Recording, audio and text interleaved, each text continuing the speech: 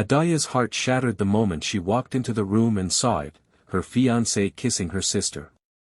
It was just 1 week before their wedding. She stood frozen, unable to breathe, her world spinning in slow motion. This wasn't just betrayal. It was something deeper. Something that burned. The man she had planned to spend the rest of her life with, and the sister she had shared all her secrets with. Her hands trembled as tears rolled down her cheeks, but neither of them stopped. They didn't even look guilty. Adaya ran. She didn't scream. She didn't fight. She just left, hoping maybe, just maybe, this was a nightmare. But the real pain came later. When her family found out, they didn't defend her. They didn't ask how she felt. Instead, they told her to be strong, to understand. Weddings are for family. Don't ruin it, her mother said coldly. And so the wedding still happened, just without her. Her sister wore the dress. Her fiancé became her brother-in-law. Adaya sat alone in a silent room, feeling invisible. That night, with nothing but a suitcase, she left her hometown of Mbale. No goodbyes. No tears left. She disappeared. But fate had other plans. One rainy night, she helped a stranger stuck on the road. Soaking wet, he smiled and said, "You saved me." She had no idea, that man was the heir to a billion-dollar empire. And her life was about to change forever. Adaya thought the worst part was catching her fiancé kissing her sister. But she was wrong. The real pain came after. When she told her family what happened, she expected anger, support, maybe even comfort. But instead, they looked at her like she was the problem. Her mother sighed, her father looked away, and her aunt simply shook her head. "These things happen," her mother said softly, as if it was a small mistake. Adaya stared at them, shocked. "He kissed my sister," she repeated, louder this time, thinking maybe they didn't hear her right. But they did. They just didn't care. Her sister cried, but not for Adaya. She cried for herself, begged the family to let the wedding go on, said it was a mistake and that she didn't mean it. And Adaya's fiancé? He stayed silent, eyes low, not even pretending to feel shame. Her mother took Adaya's hand and said, "You need to be mature. Think about the bigger picture. This wedding is not just about love, it's about family." Adaya pulled her hand away. "So what about me?" she asked. No one answered. Adaya was told to understand. To let it go. To not ruin the wedding. "What will people say?" her uncle whispered. And just like that, the wedding continued. But not with Adaya. They replaced her. Her sister wore the dress Adaya picked. Walked down the aisle to the song Adaya chose. Kissed the man Adaya once called hers. And Adaya? She wasn't even invited. She was told to stay away, to not cause a scene. She watched the wedding photos later online. The smiling faces. Her mother dancing. Her father giving a toast. Her sister glowing. No one looked sad. No one looked guilty. It was like she never existed. That humiliation, that deep, burning betrayal from her own blood, it was worse than heartbreak. She didn't scream. She didn't argue. She packed her things quietly, folded her wedding dress and left it behind. With one small suitcase and tears that wouldn't stop, she walked out of the house she had grown up in. No one stopped her. No one asked her where she was going. Maybe they thought she'd come back. Maybe they didn't care. She left Mbale that night with nothing. No money. No plans. Just pain. The streets were dark, the night cold, and her heart completely broken. She didn't know where she was going, she just wanted to be far, far away. Somewhere she could cry without being told to be strong. Somewhere no one would ask her to understand the kind of betrayal that nearly destroyed her. And as the bus pulled away from the city, Adaya looked out the window and made a promise to herself. One day, she whispered, they'll remember what they did to me. But she had no idea that life had something bigger waiting for her. Because sometimes, the people who are thrown away become the ones who shine the brightest. And Adaya's story was only just beginning. The night Adaya left Mbale, the sky was heavy with clouds, just like her heart. She didn't tell anyone she was going. No goodbyes, no long letters. Just silence. She packed a small suitcase, a few clothes, her favorite book, and the dreams that were now broken into pieces. Her wedding dress stayed behind, still hanging in the closet like a ghost of the life she was supposed to live. With every step she took away from that house, she felt both pain and freedom. The people she loved the most had betrayed her, and the town that once felt like home now felt like a place that had buried her alive. She boarded a bus with no clear destination. She had no job, no money, and no plan. Just the hope that anywhere else had to be better than staying. As the bus moved through the dark roads, Adaya pressed her head against the window and let the tears fall freely. She didn't care who saw. For the first time in days, she allowed herself to cry. Not just for the betrayal, but for the part of her that still wanted to stay, that still hoped her family would run after her and say, "We're sorry. Please come back." But they didn't. No one called. No one texted. To them, it was like she had disappeared, and maybe that's what they wanted. She arrived in a small, unfamiliar town just before sunrise. The streets were quiet, and the air smelled like rain and fresh bread. With nowhere to go, she found a small bench outside a closed shop and sat there, holding her suitcase close like it was all she had left in the world. Hours passed, and the sun began to rise slowly, casting golden light over the street. Adaya had never felt so alone, but also, deep down, she knew something had shifted. She wasn't the same girl who had begged her family to listen.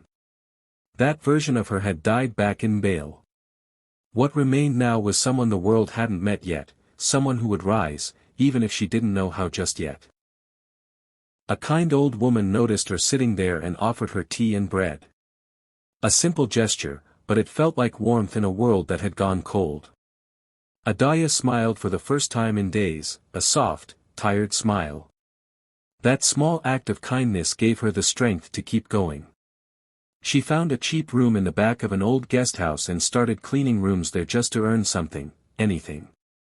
Day by day, she worked in silence. No one knew her story. No one asked. And that was okay. She needed time to heal, to figure out who she was without the lies and the pain. What she didn't know was that her exile wasn't the end, it was the beginning. Because even in her silence, even with nothing, the universe was quietly preparing her for something far bigger. A storm was coming, and in the middle of it, she would meet someone who would change her life forever. The night it happened, the rain was falling harder than Adaya had ever seen before. The wind was loud, the streets empty, and the air cold enough to make her shiver through her thin sweater. She had just finished cleaning rooms at the guest house and was hurrying back to her tiny rented space when she saw a car parked awkwardly in the middle of the road. The headlights were still on, and the hood was open. Someone was standing there, soaked from head to toe, trying to fix something but clearly struggling. Most people would have walked past. But Adaya didn't.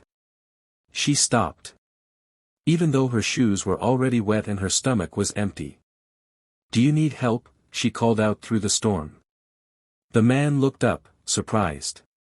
He was tall, maybe in his early 30s, wearing a now-soaked suit. "My car just broke down. I've been trying to call for help, but there's no signal," he said, rubbing his forehead. Adaya nodded. "There's a guest house not far from here. You can come inside, dry off. I work there." He hesitated, looked at the rain, then at her kind eyes, and nodded slowly. She led him through the downpour, her scarf barely helping either of them, but she held it over both their heads anyway. At the guest house, she made him a hot cup of tea, gave him a towel, and offered the last of her bread. He sat there in silence, watching her. No one had helped him like this before, without asking who he was or what he could offer in return. She didn't ask for anything. Not even his name. Eventually, he told her. "I'm Nathan," he said quietly. "Thank you for helping me, Adaya." She smiled and nodded. They talked a little, mostly about small things, the storm, the town, her job at the guest house. She didn't talk much about her past. He didn't ask. But he could feel there was pain behind her soft smile. And something about her presence calmed him. What Adaya didn't know was that Nathan wasn't just a regular man. He was the only son of a billionaire family. Hotels, airlines, tech companies, they owned it all. But that night, none of that mattered. That night, he was just a man caught in a storm, and she was the woman who offered him warmth, food, and kindness when he had nothing to give back. Nathan stayed at the guest house for a few more days. He said he needed a break from everything. But the truth was, he just wanted to be near her. The way she moved, so gentle but strong. The way she smiled, even after everything life had clearly thrown at her. Adaya had no idea how her life was changing. She just thought she helped a stranger. But fate had other plans. Because in saving him that rainy night, she had unlocked a new chapter, one full of love, healing, and a future beyond anything she had ever dreamed. Nathan wasn't just passing through. He was sent into her storm, to lead her into the light. Adaya had no idea that the man she helped in the storm would become the person who would change her life completely. After that rainy night, Nathan kept coming back. He said he liked the peace of the small town, but Adaya could feel it, he stayed because of her. At first, she didn't understand why someone like him would want to be around someone like her. She was broken, heart still raw, and carrying the weight of betrayal. But Nathan saw something in her that she had forgotten about, her strength, her kindness, her fire. Slowly, he began to help her piece her life back together, not by throwing money at her problems, but by showing her what love was supposed to feel like. He encouraged her to dream again. He asked her what she loved, what she wanted to do, what made her smile. When she told him she had always wanted to open a small cafe where people could feel safe and warm, he listened. Not just with his ears, but with his heart. Months later, with his help, Adaya opened her first cafe. A cozy, beautiful place filled with books, soft music, and the smell of fresh bread. She named it, The Quiet Light, because that's what Nathan had been for her, a quiet light in the middle of her darkest days. People in town began to know her not just as the girl from the guest house, but as a woman with grace, vision, and a smile that could melt ice. Nathan stayed by her side through everything. He never rushed her, never pressured her. He just showed up, every single day, with kindness, patience, and deep love. He introduced her to his world slowly. A world of travel, beauty, and luxury. But he never tried to change her. He always said, "I love you exactly as you are." Adaya had once felt like nothing, like no one. But now, she stood tall, proud of what she had built, proud of how far she had come. And one quiet morning, as the sun rose through the cafe windows and painted her face in gold, Nathan got down on one knee. He didn't do it with cameras or crowds. Just the two of them, in the place that meant the most to her. He pulled out a ring, simple and stunning, and said, "You saved me in a storm. Let me spend the rest of my life loving you through all the seasons." Tears filled her eyes. Not from sadness, but from the deep, overwhelming feeling that maybe, just maybe, all the pain had led her here.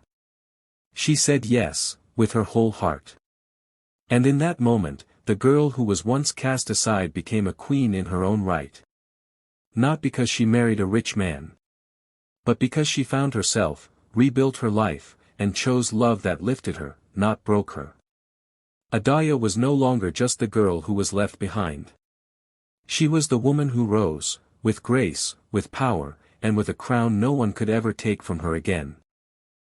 Months passed, and Adaya's life had completely changed. From the girl who was betrayed and cast out, she had become a woman full of purpose, peace, and power. She had built a new life beside Nathan, the same man she had once helped during a storm. Now, he was her fiancé. He stood by her in every way, always reminding her of her worth. Together, they traveled, laughed, worked, and loved. For the first time, Adaya felt safe. She felt seen. She felt like she mattered.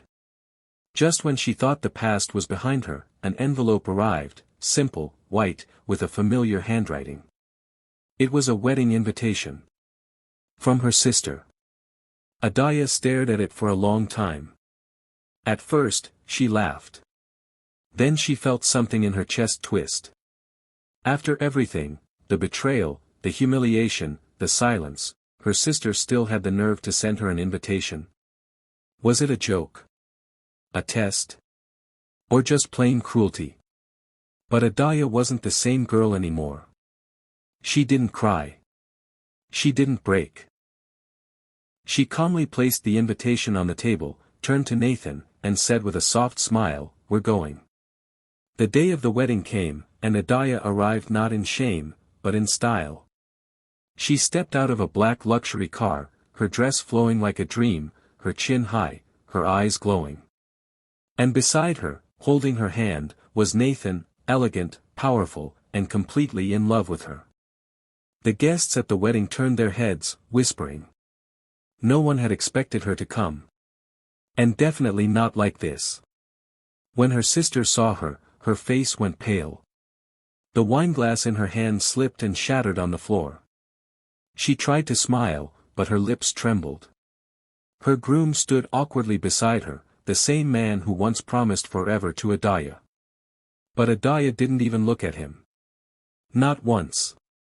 Her attention was only on the man beside her, the life she had created, and the peace she had found. During the reception, people kept coming up to her, shocked by how much she had changed.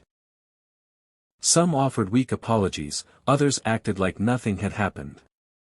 But Adaya stayed calm, graceful, and unbothered. Then came the moment. Her sister walked over, tried to act casual, and said, "You look different." Adaya smiled sweetly, tilted her head, and replied, "Oh, sorry. I don't speak broke." Then she turned back to Nathan and walked away, leaving her sister frozen in place, heart racing, face red. That moment wasn't about revenge. It was about power. About showing the world, and herself, that she had risen. That no matter how deeply she had been hurt, she had healed even deeper. Adaya had come full circle. Not to prove anything to her past, but to honor her journey. Because the girl they tried to silence had returned louder than ever, not with noise, but with grace, success, and a billionaire by her side who reminded everyone exactly who she had become, the queen they could never break. The music was soft, the lights golden, and the air filled with fake smiles. Adaya walked through the wedding reception like she belonged, because now, she truly did. Heads turned as she passed. Whispers followed her like shadows. She looked stunning, calm, and unbothered. Nathan held her hand gently, his presence quiet but powerful. The room that once would have broken her now felt small. And the people who once pitied her now stared like they were seeing her for the first time. But Adaya wasn't here for attention. She was here to close a chapter. Then she saw her sister, dressed in white, surrounded by guests, laughing too loudly. For a moment, their eyes met. The laughter stopped. The smile on her sister's face faded. She walked toward Adaya slowly, holding a glass of wine, trying to act unfazed. "So, you really came," she said with a fake smile. "You look different." Adaya smiled back, sweet but sharp. Her voice soft and steady. "Oh, sorry," she said, tilting her head slightly. "I don't speak broke." The moment was quiet, just for a second, but the sound of glass breaking hit like thunder. Her sister's wineglass slipped from her hand and shattered on the floor. Silence followed. Guests turned to look. Some gasped. Others tried to hide their smiles. Nathan gently placed his arm around Adaya's waist and together, they walked away, leaving frozen faces behind them. Adaya didn't look back. She didn't need to. That one sentence said everything she'd never been allowed to say. She had walked in with pain, but walked out in power. The girl who was once cast aside had returned, unbothered, untouchable, and unforgettable.